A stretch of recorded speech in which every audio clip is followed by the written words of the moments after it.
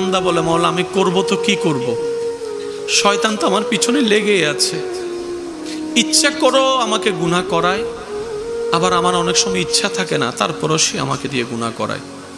আর আমি গুনাহ করলে তো তোমার কাছে আসামি হয়ে যাব, আমি পাপ করলে তো আমার পাপের বোঝা ভারী হয়ে যাবে, জাহান্নামে চলে যাব।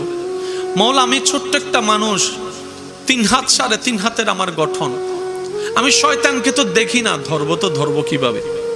মাওলা আমি তো অপারক। রব বলে যে বান্দা যদি আমার হয় সে আবার অপারক হয় কেমনে? সুবহানাল্লাহ। বান্দা যদি আমার হয় তার আবার টেনশন কিসের? বান্দা যদি আমার হয় তার তো ভাবনা কিসের? ও বান্দা, তোর গুনার কারণেই তো তুই অনুতপ্ত, আমি তোর এটাই দেখতে চাচ্ছি, তোর অনুতপ্ত মনটা। আমি রক্ত তোর অনুশোচনাই দেখতে চাচ্ছি। একটু দেখো না তোমরা কত সুন্দর করে আমার বান্দা আমার প্রশংসা করছে। এবার যখন আপনি বলেন আল্লাহু আকবার, সেখানে গিয়ে আপনি কি বলছেন?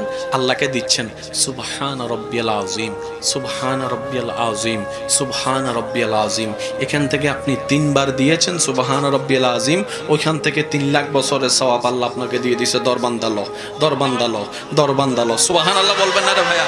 আপনি এবার সিজদায় চলে গেলেন, আপনার কোমর ভেঙে দিয়ে শক্তি নাই প্রমাণ করে দিলেন, কপালটা ঝুঁকাই দিয়ে, মাথাটা ঝুঁকাই দিয়ে নিজের অহংকারকে রবের সামনে বিলীন করে দিলেন। রব বলে যে ও ফেরেশতা, আমার বান্দাকে ডাক্তার বানালাম, ইঞ্জিনিয়ার বানালাম, আলেম বানালাম, মুফতি বানালাম, সমাজের সবচাইতে সম্মানী ব্যক্তি বানালাম, সে মাথা নিচু করলো কেন? ফেরেশতা বলে মাওলা তোমাকে খুশি করার জন্য, তোমাকে রাজি করার জন্য, তোমার দয়া পাওয়ার জন্য, তোমার রহমত পাওয়ার জন্য, তোমাকে খুশি করার জন্য।